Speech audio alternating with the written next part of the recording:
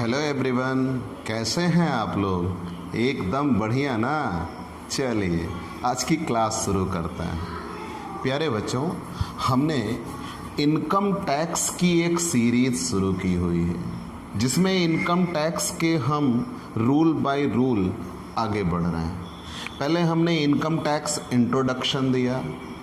Income tax introduction के बाद हम इनकम टैक्स की डेफिनेशन बता चुके हैं और अब हम कैरेक्टरिस्टिक्स ऑफ इनकम टैक्स पे हैं, जिसमें भी पिछले वीडियो में हमने 5 कैरेक्टरिस्टिक्स इसकी गिना दी थी, बता दिया था आपको, उनके बारे में डिटेल बता दिया था। जैसे कि income tax is a direct tax, मतलब जिस किसी पर्सन, ध्यान देना पर्सन, जिस किसी पर्सन में 8 होते हैं, ये हम बता चुके हैं, आप उन्हें आगे डिटेल में पढ़ेंगे भी। जिस किसी पर्सन पर ये अप्लाइड होता है उसी के द्वारा पेड होगा, ठीक। वो इसको अवॉइड नहीं कर पाएगा, शिफ्ट नहीं कर पाएगा। दूसरा, income tax is a central tax. Central tax क्यों कहा जाता है? क्योंकि ये बाई सेंट्रल गवर्नमेंट चार्ज किया जाएगा, इसीलिए इनकम टैक्स को हम क्या कहते हैं? सेंट्रल टैक्स कहते हैं। Income tax is a annual tax. Annual tax क्यों कहते हैं? क्योंकि ये एक साल की इनकम जितना हम कमाते हैं, जब वो साल बीत जाएगा उस पर हम अगले साल टैक्स देंगे। तो जब वो साल बीत जाएगा उस पर हम अगले साल टैक्स देंगे, इसीलिए उसको क्या कहा जाता है? एनुअल कहा जाता है, एनुअल टैक्स। और इसके बाद ये कहा गया है कि इनकम टैक्स प्रीवियस ईयर की इनकम पे लगता है। प्यारे बच्चों, पूरा इनकम टैक्स केवल 2 शब्दों पर निर्भर है, प्रीवियस ईयर, असेसमेंट ईयर। और अगर आपने ये नहीं सीखा, प्रीवियस ईयर और असेसमेंट ईयर, तो आप इनकम टैक्स की, आप कह लो कबर से लेकर इनकम टैक्स के लास्ट पेज तक आपको कुछ नहीं आने वाला। एकदम सीधी बात है बच्चों, पूरा इनकम टैक्स केवल इन्हीं 2 शब्दों पर ही टिका है, प्रीवियस ईयर और असेसमेंट ईयर। आप कोई भी सत्र ले लीजिए, किसी भी सेशन की आप बुक खरीदिए, तो इनकम टैक्स जनरली क्या होता है, बच्चे हर बुक पुरानी भी पढ़ लेते हैं, किसी रिलेटिव, किसी फ्रेंड से ले लिया, काम चल गया। लेकिन इनकम टैक्स आपको हर साल नहीं लेना होगा, और उस जगह आपको उस पेज या उस कह लीजिए कवर पे लिखा मिल जाएगा असेसमेंट ईयर, ये ठीक। तो जनरली होता क्या है, प्रेजेंट में जो ईयर चल रहा हो वो हमारा असेसमेंट ईयर होता है। जैसे इस समय राइट नाउ क्या चल रहा है, 1 अप्रैल 2020 टू 31 मार्च 2021। प्यारे बच्चों, मैंने आपसे ये कहा है कि वर्तमान में जो वर्ष चल रहा हो उस वर्ष को हम क्या कहेंगे? असेसमेंट ईयर कहेंगे, कर निर्धारण वर्ष कहेंगे। ऐसा क्यों? क्योंकि कोई भी डूइंग एक्टिविटीज़ होती है वो इन प्रेजेंट होती है। अगर हमें कुछ काम करना है तो वो हम वर्तमान में करते हैं, ना कि भूतकाल में जाके। जैसे मैं ये कहूँ कि मुझे 5 लाख रुपए का टैक्स देना है और मैं 2017 में जाके उसको टैक्स दे दूँगा, क्या हम पास्ट ट्रेवल कर सकते हैं? कतई नहीं। क्या हम फ्यूचर के बारे में प्लान कर सकते हैं? हाँ, लेकिन क्या हम फ्यूचर में होंगे या नहीं होंगे ये श्योरिटी हम दे सकते हैं? नहीं दे सकते। तो इसलिए पास्ट और फ्यूचर से ये बिलोंगिंग नहीं होता। इसका सीधा संबंध जो डूइंग एक्टिविटीज़ का होता है कि कोई काम करना है, हमें करना है, तो वो हम कब करते हैं? प्रेजेंट में। तो कर जब निर्धारित होता है, कर जब दिया जाता है, तो वो वर्तमान होता है। हम कोई भी काम अगर करते हैं तो वो वर्तमान में ही करते हैं, तो कर का भुगतान भी प्रेजेंट में होगा, इसलिए इसका नाम कर निर्धारण वर्ष कहा गया है। लेकिन कब के लिए हम करेंगे? तो वर्तमान में कौन सा वर्ष चल रहा है? 1 अप्रैल 2020। तो जनरली क्या होता है, 4 महीने बाद टैक्स दिया जाता है। वो 4 महीने इनकम के लिए होता है, इनकम स्टेटमेंट वगैरह फिलअप होता है, वो आप आगे धीरे धीरे सीखेंगे। तो पहले 4 महीने, अप्रैल, मई, जून, जुलाई इनकम स्टेटमेंट वगैरह फिलअप हुआ, उसके बाद हम टैक्स पे करेंगे। तो जब हम टैक्स पे करते हैं तो इसी अप्रैल 2020 से 31 मार्च 2021 के बीच में टैक्स पे करेंगे। लेकिन क्यों पे करेंगे? तो जो हमने पिछले साल कमाया है उस इनकम पर हम इस साल टैक्स पे करेंगे। तो पिछले साल कमाया है, पास्ट ईयर, प्रीवियस ईयर, बीता हुआ वर्ष, गत वर्ष, इसीलिए कहा जाता है कि इनकम टैक्स किसकी इनकम पर लगता है? प्रीवियस ईयर की इनकम पर लगता है। मतलब जो हमने पिछले साल कमाया था उस आय पर हम कब कर देंगे, इस वर्ष कर देंगे। ठीक। अच्छा, अगर ऐसा ना हो तब जिस वर्ष हम इनकम कमाएं उसी वर्ष टैक्स दे दें, तो जनरली वो एग्रिम टैक्स कहा जाएगा, अग्रिम एडवांस टैक्स कहा जाएगा। और दूसरी बात यह है कि फिर वो ईयरली नहीं होगा, तो ईयरली होने की वजह से इसको ये कहा जाता है कि जिस साल ये कमाते हैं उस साल टैक्स न देकर हम उसके अगले साल में टैक्स देते हैं। तो यहाँ ये डेफिनेशन क्या थी कि आयकर का भुगतान कर निर्धारण वर्ष में किया जाता है, ये हमने बता दिया। अब अगर आप ये 5 कैरेक्टरिस्टिक्स पढ़ चुके हैं, मैं इन्हें मिटाना चाहूँगा ताकि आपको जितना पढ़ना है उतने पर ही फोकस रहे। बच्चों, अब ये टॉपिक है कि कोई भी व्यक्ति इनकम टैक्स देगा, ये तो तय है देगा, लेकिन कब देगा? क्या एक रिक्शा चालक व्यक्ति है वो इनकम टैक्स देगा? क्या एक पायलट व्यक्ति है वो टैक्स देगा? क्या एक भीख मांगने वाला व्यक्ति टैक्स देगा? ज़रूर देगा, ज़रूर देगा। उसकी ये लिमिटेशन नहीं है कि वो 3rd ग्रेड जॉब कर रहा है, 4th ग्रेड जॉब कर रहा है, टॉप ग्रेड जॉब कर रहा है, डजेंट मैटर। मुद्दा ये नहीं है, यहाँ आय मायने रखती है, आपका स्टेटस नहीं। इसमें ये कहने का मेरे मतलब था कि कभी भी हम ये देखेंगे कि कोई भी व्यक्ति, अगर आप खुद अपनी बात करो तो आप अभी टैक्स नहीं दे रहे हो। क्यों नहीं दे रहे हो? क्योंकि आपकी जो साल भर की इनकम है वो 2,50,000 से कम है। ठीक। ये 2,50,000 आखिर हैं क्या? ये एग्जेम्पशन लिमिट बनाई गई है बच्चों। क्या बनाई गई है? एग्जेम्पशन लिमिट, करमुक्त सीमा। अब ये करमुक्त सीमा है अलग अलग, करमुक्त सीमा है अलग अलग। हम फॉर पर्सन निकाल रहे हैं, व्यक्ति के लिए, व्यक्ति में इंडिविजुअल के लिए निकाल रहे हैं। किसके लिए? इंडिविजुअल के लिए बता रहे हैं। मान लीजिए हम एक मनुष्य में आते हैं, व्यक्ति में। मनुष्य की बात मैंने क्यों की, ह्यूमन बीइंग की बात इसलिए की गई क्योंकि इसको भी 3 कैटेगरी में बांटा गया है। मैंने ये कहा था कि इनकम टैक्स का भुगतान किसके द्वारा किया जाता है? इनकम टैक्स का भुगतान व्यक्ति के द्वारा किया जाता है और सब के लिए अलग अलग बनाया गया है। तो जनरली हमारे यहाँ केवल व्यक्ति का कर निर्धारण पढ़ना है। किसका कर निर्धारण जानना है? व्यक्ति का। तो व्यक्ति में कौन? एक व्यक्ति का, मतलब ह्यूमन बीइंग का जानना, इंडिविजुअल का। तो इंडिविजुअल एक व्यक्ति कब कर देगा? एक व्यक्ति कब कर देगा? तो जब व्यक्ति के कर देने की बात आएगी तो वो तभी कर देगा जब उसकी आय कर मुक्त सीमा से ज़्यादा होगी। तो हमें ये एग्जेम्पशन लिमिट जानना है।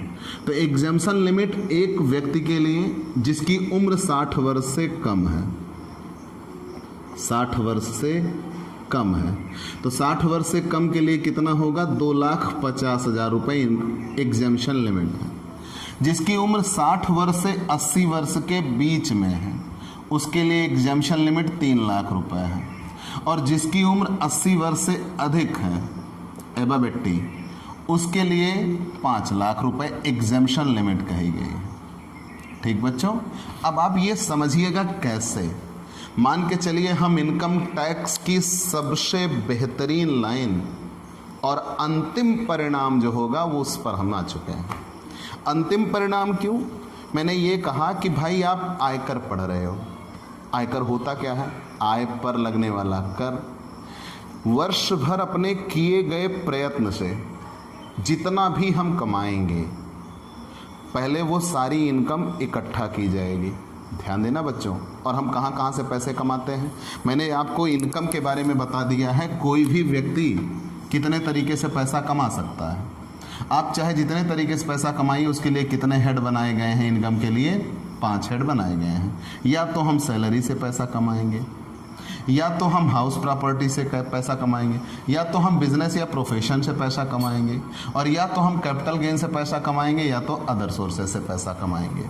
तो कोई भी व्यक्ति, वो चाहे जो, आप किसी भी व्यक्ति के लिए तुलना कर लीजिएगा, उस व्यक्ति की जो इनकम होगी। तो इसीलिए इनकम टैक्स की डेफिनेशन में जब मैंने इनकम की डेफिनेशन बताया था तो वहाँ आपको बता रखा है कि आय का एक निश्चित साधन होना चाहिए।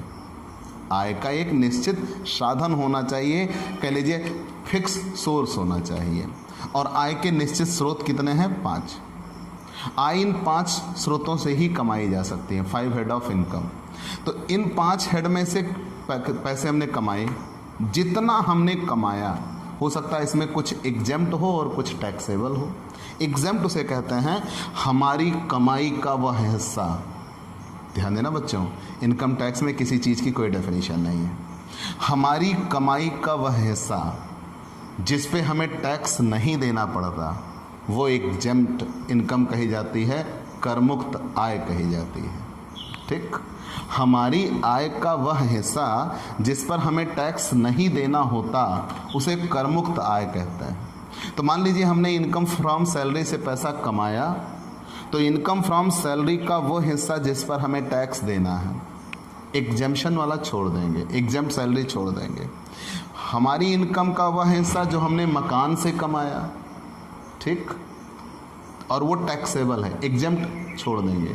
तो हर शीर्षक की इसी तरह टैक्सेबल इनकम निकालेंगे, टैक्सेबल इनकम फ्रॉम सैलरी। इसीलिए 5 न्यूमेरिकल हेड बन जाएंगे, 5 न्यूमेरिकल चैप्टर बन जाएंगे। सबसे हमें टैक्सेबल इनकम निकालना सीखना होगा। जब आय होती है तो कुछ टैक्सेबल होती हैं, कुछ एग्जेम्प्ट होती हैं। जितनी टैक्सेबल होती हैं वही जुड़ेंगी। तो टैक्सेबल इनकम फ्रॉम सैलरी निकालेंगे, taxable income from house property, taxable income from business profession, taxable income from capital gain and taxable income from other sources. जब पांचों हेड की टैक्सेबल इनकम जोड़ देंगे तो वो ग्रॉस टोटल इनकम आता है। क्या आएगा? Gross total income. अब ध्यान देना बच्चों, ये 5 हेड आपको सीखने हैं। बीच में कुछ और भी रूल्स हैं, वो धीरे धीरे आप सीखेंगे, जैसे हानियों की पूर्ति व shut off and carried forward business losses etcetera etcetera. Income tax की यही सबसे बड़ी खूबी है कि आप पहला पार्ट जब पढ़ते हो तो तकरीबन आपको 20 पार्ट का रिमाइंडर होता है वो, ठीक। लेकिन जब आप जड़ से पढ़ रहे हो तो आप लास्ट में जब पहुंचोगे तब आपको चीज़ें क्लियर होंगी, हाँ यार ये लास्ट में था, ये शुरू में था, ठीक। लेकिन आप बस कैरीड फॉरवर्ड करते रहिए। मैं भी आता हूँ। तो ग्रॉस टोटल इनकम होती है। तो जब ग्रॉस टोटल इनकम होती है तो इसमें से हम लेस डिडक्शन करते हैं। Deduction under section 80C to 80U, 80C से लेकर 80U तक की डिडक्शन देते हैं। डिडक्शन देने के बाद जो निकल के आता है वो टोटल इनकम कहलाती है, और यही टोटल टैक्सेबल इनकम भी होती है जिस पे हमें टैक्स देना होता है। ठीक बच्चों, अब सुनिए, आप एक उदाहरण लेते हैं। आप किसी एक व्यक्ति का उदाहरण ले लीजिए। मान लीजिए एक सचिन तेंदुलकर नाम का व्यक्ति है, जानते तो होंगे ही इन्हें। चलिए मान लीजिए एक सचिन तेंदुलकर नाम का व्यक्ति है। सचिन तेंदुलकर ने अपने वर्ष भर में, ध्यान देना मैंने वर्ष भर कहा, तो वर्ष भर मतलब आप यहाँ लिख सकते हो 1 अप्रैल 2019 से 31 मार्च 2020। तो सचिन तेंदुलकर ने 1 अप्रैल 2019 से 31 मार्च 2020 में जितना भी इनकम की, कुछ उन्हें सैलरी भी मिल सकती है। चलो सचिन तेंदुलकर का उदाहरण छोड़ो, विराट कोहली का उदाहरण ले लो। मान लीजिए विराट कोहली साहब के लिए हमने जानना चाहा तो सबसे पहले BCCI उन्हें कुछ पैसे देता है एनुअल कॉन्ट्रैक्ट के तहत। तो अगर उन्हें एनुअल कॉन्ट्रैक्ट के तहत कुछ पैसे दिए जाते हैं तो उनकी फिक्स्ड इनकम होती है। हालांकि वो नौकरी नहीं है, पेशेवर हैं, इनकम फ्रॉम बिजनेस प्रोफेशन है।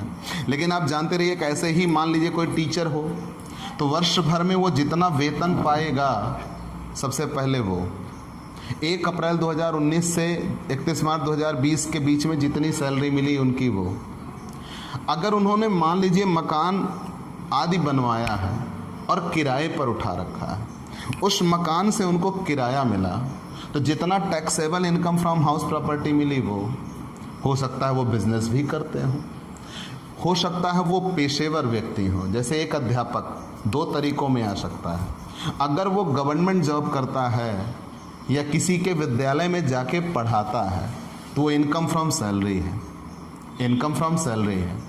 और अगर वो खुद का इंस्टीट्यूट चलाता है, जैसे मैं दिग्विजय कॉमर्स क्लासेस नाम से इंस्टीट्यूट चला रहा हूँ पिछले 14 वर्षों से, तो दिग्विजय कॉमर्स क्लासेस मेरा एक प्रोफेशन है, सैलरी नहीं। सैलरी कब होती है? जब मैं किसी के अंडर में जाके पढ़ाऊँ।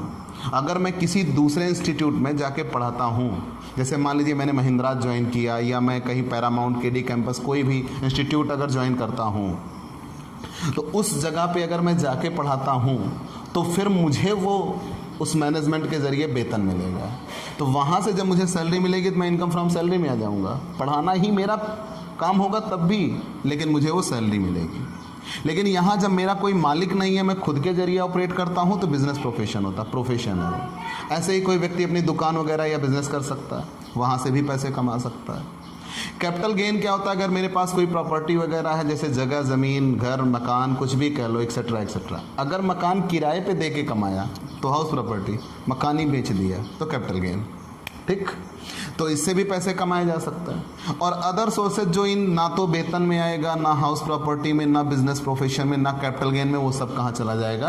अदर सोर्सेज में। जैसे मान लो मुझे लॉटरी लग जाए, लॉटरी से पैसे जीत जाऊँ, कहीं कोई क्रॉसवर्ड पजल वगैरह हो वहाँ जीत जाऊँ, ठीक, या कोई ऐसे गेम में पार्टिसिपेट करूँ उससे इनकम हो जाए, कहीं पड़ा हुआ पैसा मिल जाए, एक्सेट्रा एक्सेट्रा, वो सब अदर सोर्सेज में आता है। ठीक, या मैंने बैंक अकाउंट में पैसे जमा कर रखे, उस पर मुझे इंटरेस्ट मिल जाए, एफडी कर रखा उस पर इंटरेस्ट मिल जाए, तो वो सब किस में आ जाते हैं? अदर सोर्सेज में आ जाते हैं। तो ध्यान देना बच्चों कि ये मतलब कोई भी व्यक्ति इन 5 तरीकों से पहले पैसे कमाएगा।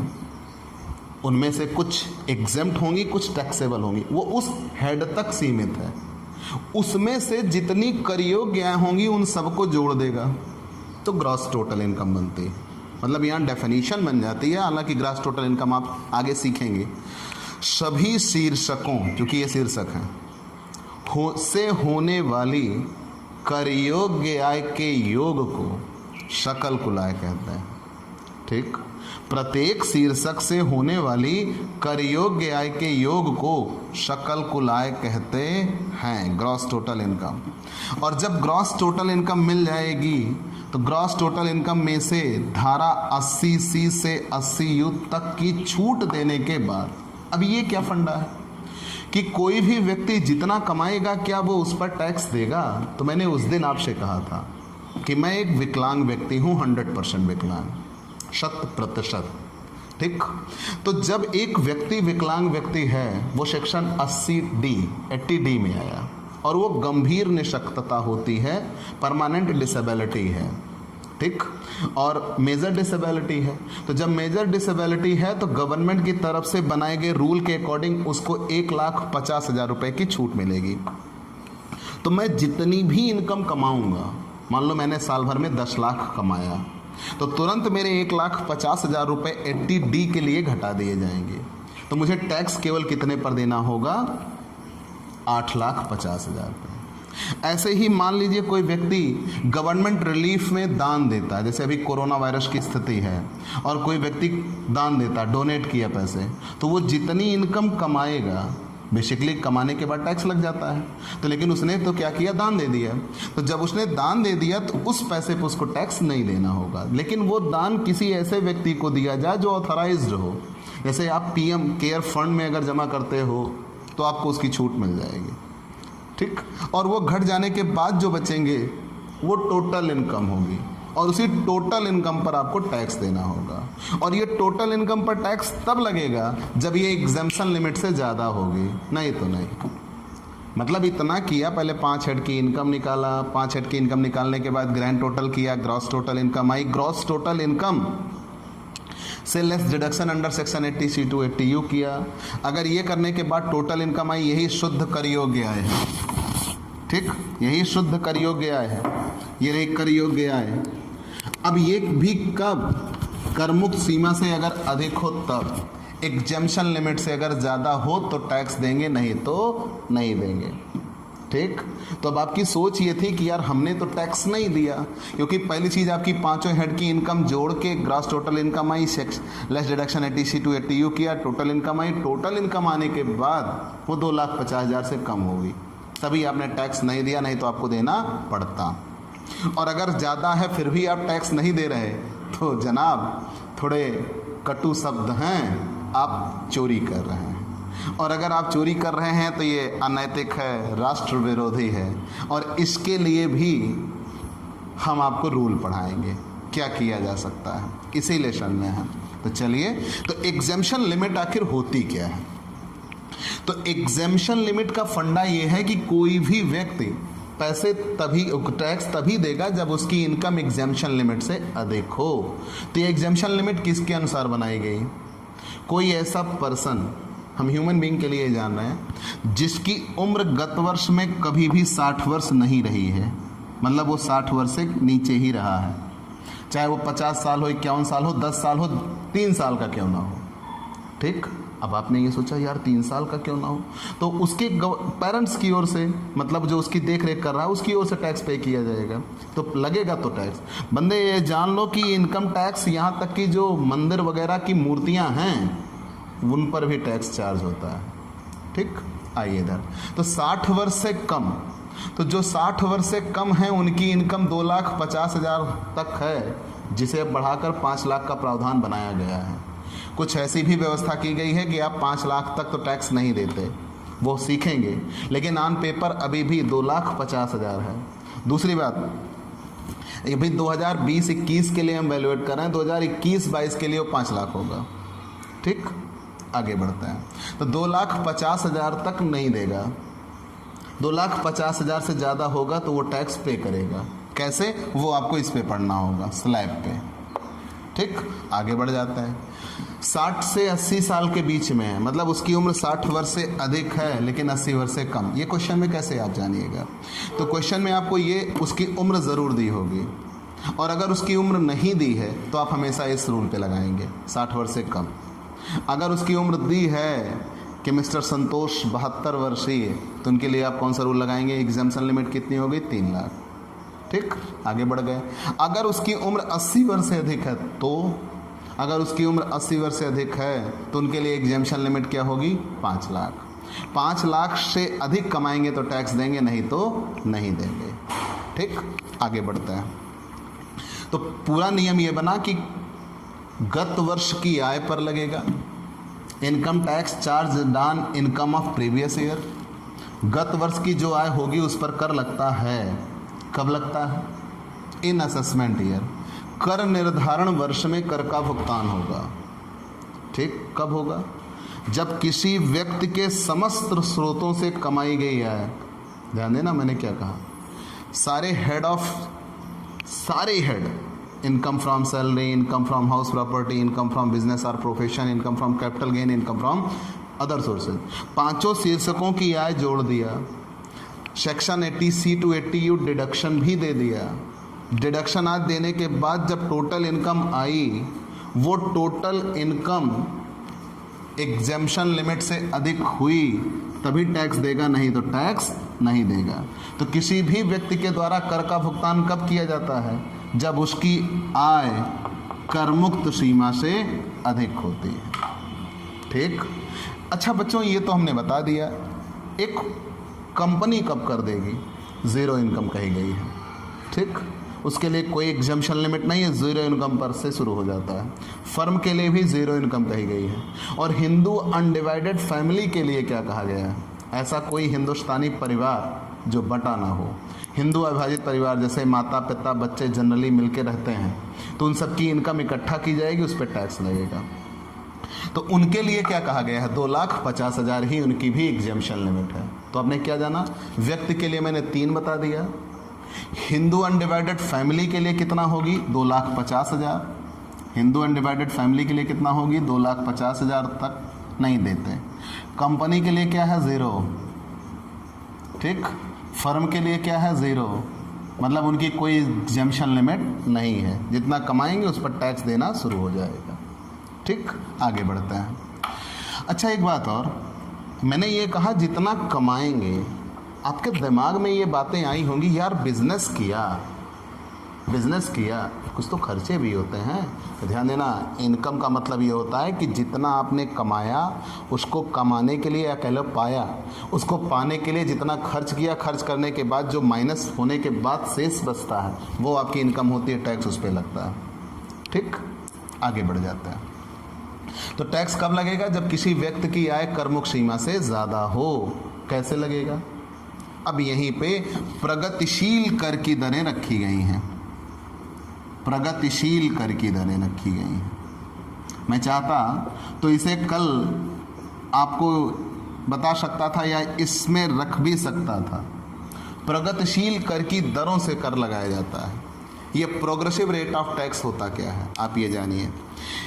इंडिया में जो प्रोग्रेसिव रेट ऑफ टैक्स रखा गया है, इसका एकमात्र मकसद है कि जैसे जैसे इनकम बढ़ती जाएगी वैसे वैसे टैक्स बढ़ता जाएगा, जैसे जैसे इनकम घटती जाएगी वैसे वैसे टैक्स घटता जाएगा। ठीक, ध्यान देना बच्चों।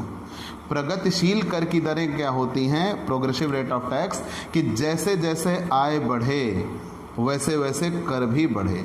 इसका मतलब ये होता है कि कम सक्षम व्यक्ति से कम कर लिया जाए और ज़्यादा सक्षम व्यक्ति से ज़्यादा कर लिया जाए। अगर कोई मान लीजिए टेम्पो वगैरह चला के साल भर में 4 लाख रुपए कमा रहा है, उससे हमने 20% टैक्स लिया और मुकेश अंबानी साहब से 20% टैक्स लिया, तो क्या दोनों के लिए उचित होगा? नहीं। ऐसा इसलिए रखा गया प्रोग्रेसिव रेट ऑफ टैक्स कि जो ज़्यादा सक्षम है वो ज़्यादा कर दे, जो कम सक्षम है वो कम कर दे, पहली बात। और दूसरी बात, इनकम टैक्स ये ध्यान देने के लिए लगाया गया है कि आय की असमानता दूर हो। मतलब ये क्या है अपने यहाँ कि जो अमीर है वो बहुत अमीर है, जो गरीब है वो बहुत गरीब है। जैसे ये मान लो, तो जब इस बेस पर हम मानते हैं तो अमीर से कर लिया जाएगा तो वो थोड़ा नीचे आएंगे, और गरीब से पहली चीज़ तो 2.5 लाख के नीचे नहीं होगा, तो 2.5 लाख के नीचे होगा तो कर नहीं देगा। और अगर मान लीजिए 2.5 लाख तक पहुंचा, 2.5 लाख के थोड़ा ऊपर हुआ, थोड़ा रेट कम से कर लिया जाएगा। अमीर से कर लेकर उसको गरीबों के विकास के लिए लगाया जाएगा, तो इनको ऊपर उठाया जाएगा, तो ताकि दोनों के बीच की दूरी कम की जा सके। तो अपने यहाँ का यही फंडा है। इसलिए इनकम टैक्स कैसे लिया जाता है, प्रगतिशील कर की दरें रखी गई हैं, progressive rate of tax. Income tax हम ऐसा कहेंगे, आयकर की निर्धारित दरों से गणना करके प्रगतिशील कर की दरें रखी गई हैं के आधार पर कर लिया जाता है।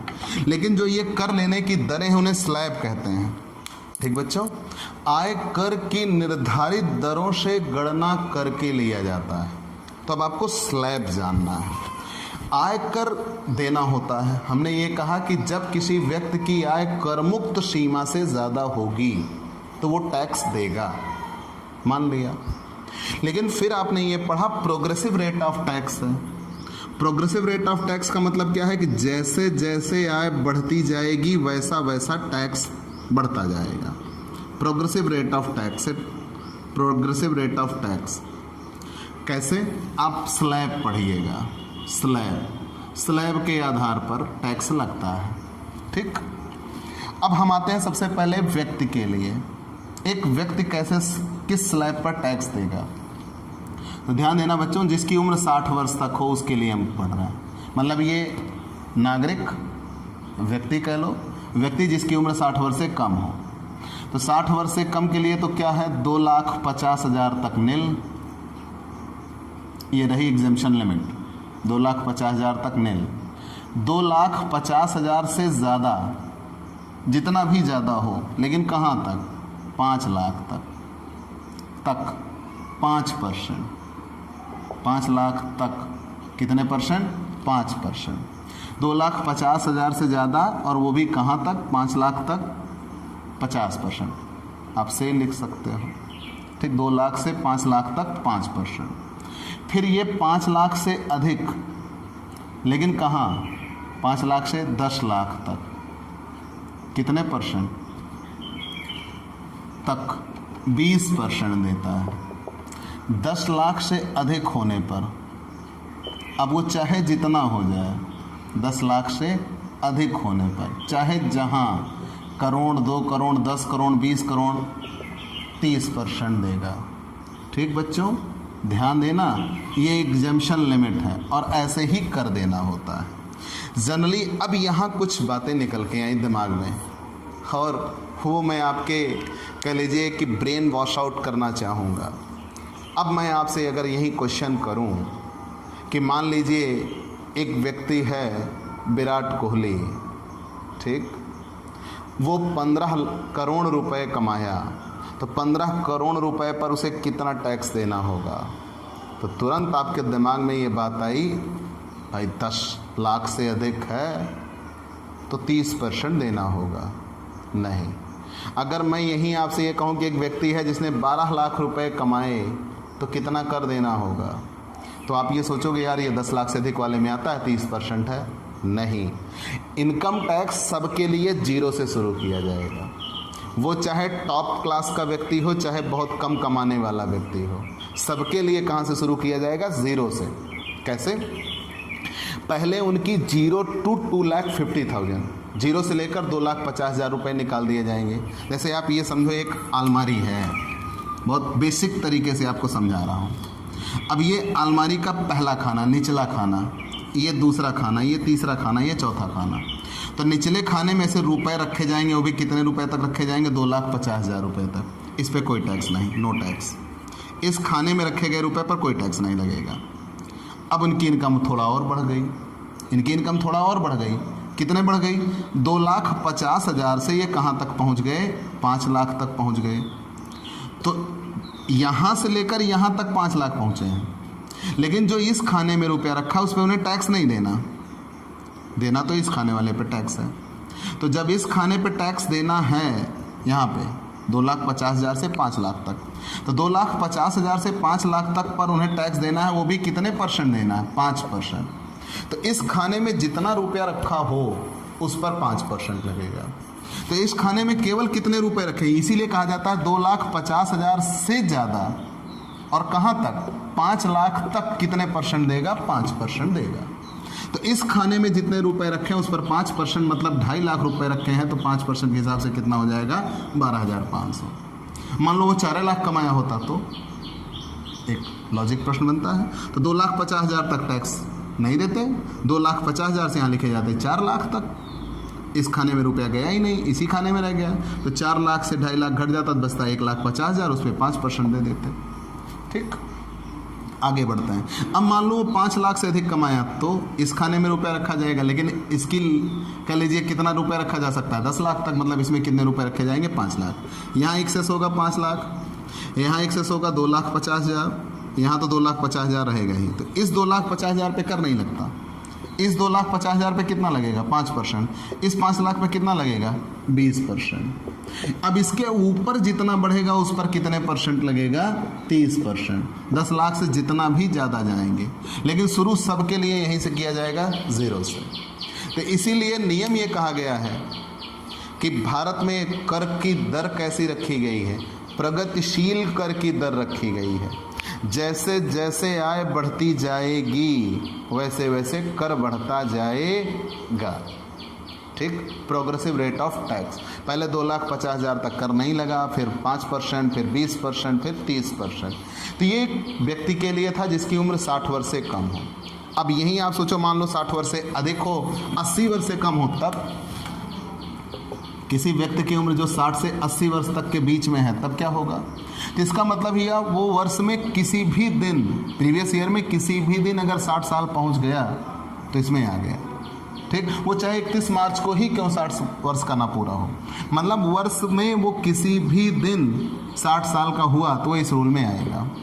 तब उसके लिए नियम बनेगा 3 लाख तक एग्जेम्प्ट। एग्जेम्पशन लिमिट कितना है? 3 लाख तक नेल, उस पर कोई कर नहीं लगता।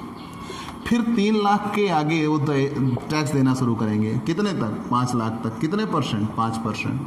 5 लाख से ज़्यादा होने पर कहाँ तक? 10 लाख तक 20% टैक्स देंगे। 10 लाख से ज़्यादा होने पर कितने % कर देंगे? 30% देंगे। ठीक बच्चों, ये उनके लिए फंडा होगा और निकाला ऐसे ही जाएगा। लेकिन उनके लिए आपने क्या देखा अंतर? ये 2,50,000 से ही टैक्स देना शुरू कर देंगे। उनको 50,000 की और छूट मिल गई और उन्हें टैक्स कितने पर से देना है? 3 लाख से देना है। और मान लीजिए कोई व्यक्ति 80 वर्ष से भी ऊपर हो की दशा में, वहाँ पे ये कहा गया है आपको 5 लाख तक कर नहीं देना, मतलब एग्जेम्पशन लिमिट आपकी क्या हो जाएगी? 5 लाख तक टैक्स नहीं लगता, नील। अब उनके लिए 5 लाख से ज़्यादा होने और कितने तक? 10 लाख तक डायरेक्ट कितने % लगता है? 20%। और वैल्यूएशन वैसा ही होगा। वही अलमारी आप अपने दिमाग में बैठा के रखिए कि यहाँ से यहाँ तक टैक्स नहीं देंगे, इसके ऊपर जितना कमाएंगे उस पर इतना देंगे, उसके ऊपर जितना कमाएंगे उस पर इतना देंगे। ठीक, तो 5 लाख से 10 लाख तक कितने % देंगे? 20%। 10 लाख के ऊपर जितना जाएंगे उस पर कितने परसेंट देंगे? 30%। ठीक, ये टैक्स के लिए स्लैब बनाए गए हैं। और हिंदू अविभाजित परिवार के लिए क्या स्लैब है? ये स्लैब हिंदू अविभाजित परिवार के लिए भी है। ठीक, हिंदू अविभाजित परिवार के लिए भी यही स्लैब है। तो आप ये जानते रहिए कि कोई भी व्यक्ति कर देगा, कोई भी व्यक्ति कर देगा। कैसे देगा? किसी व्यक्ति के द्वारा कर का भुगतान किया जाएगा। कैसे किया जाएगा? जब उसकी आय करमुक्त सीमा से अधिक होगी तभी कर देगा। ठीक, एग्जम्पशन लिमिट से कम है तो कर नहीं देता, एग्जम्पशन लिमिट से ज़्यादा है तो कर देगा। कितना देगा? तो जो स्लैब निर्धारित किए गए हैं उस स्लैब के आधार पर निकाले गए कर का भुगतान करना होगा। स्लैब क्या बना है? तो मैंने अभी बताया, अगर वो व्यक्ति 60 वर्ष से कम है तो 2,50,000 तक नील। ध्यान देना बच्चों, ये गत वर्ष 2019-20 असेसमेंट ईयर 2020-21 के लिए है।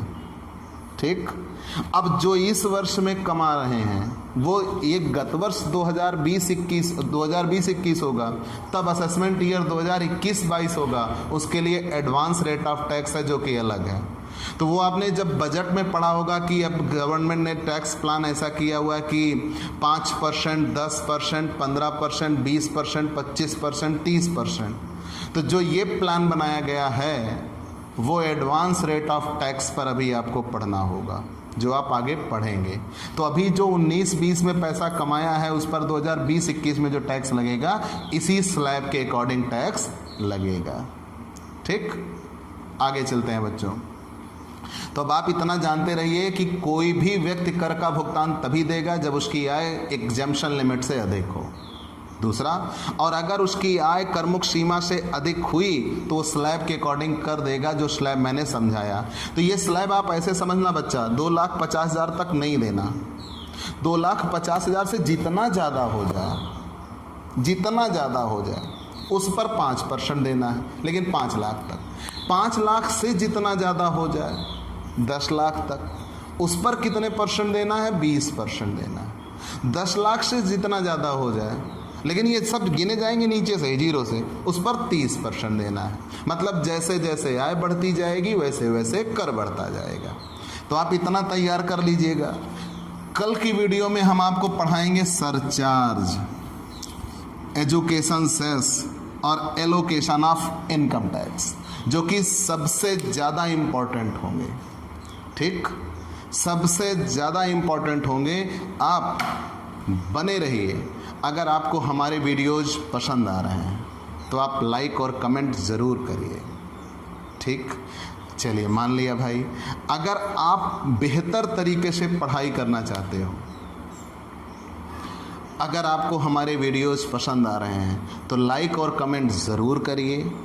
आप अपने दोस्तों से बताइए कि ऑफलाइन पढ़ाई ना हो पाने की दशा में भी ऑनलाइन प्लेटफॉर्म पर ऑफलाइन पढ़ाई की जा सकती है, कहीं और नहीं, दिग्विजय कॉमर्स क्लासेस पर आपको word by word, rule by rule पढ़ाया जाएगा और आपकी कहीं कोई प्रॉब्लम नहीं होगी। आप हमसे पेड क्लास भी ले सकते हैं। अगर आप हमसे पेड क्लास लेते हैं तो भाई जानते हैं आप कॉमर्स के छात्र हैं, आपको समझने में और हमें समझाने में इतनी दिक्कत तो नहीं होगी। सारी चीज़ें यहाँ, ये मेरी लिमिटेशन है, यूट्यूब क्राइटेरिया है, यहाँ सारी चीज़ें मैं पब्लिक नहीं कर सकता। तो आप हमसे ऑनलाइन क्लास भी ले सकते हैं और पेड क्लास ले सकते हैं। तो उसके लिए आपको इस पर कांटेक्ट करना होगा 9984358237। Paid class available. आप अगर पेड क्लास लेते हैं तो उसके लिए आपको थोड़ा शुल्क चुकाना होगा। आपके पास day by day per day एक वीडियो पहुंचेगा, उस वीडियो को आप देखेंगे, आपको PDF अवेलेबल कराई जाएंगी और कहीं भी किसी भी प्रकार की आपकी कोई दिक्कत नहीं आएगी। ठीक बच्चों, चलिए मान लिया। और आप अपने दोस्तों से, फ्रेंड, फैमिली, अदर रिलेटिव जो हैं उनसे हमारे इस YouTube channel Digvijay commerce classes को सब्सक्राइब करने को बोलिए और सब्सक्राइब करने के बाद बेल आइकन ज़रूर दबाइए ताकि आपको हमारे लेटेस्ट वीडियोस के अपडेट मिल सकें। ठीक, चलते हैं दोस्तों, फिर मिलेंगे अगले वीडियो के साथ एजुकेशन सेस, सरचार्ज और एलोकेशन ऑफ इनकम टैक्स के साथ। बाय बाय दोस्तों।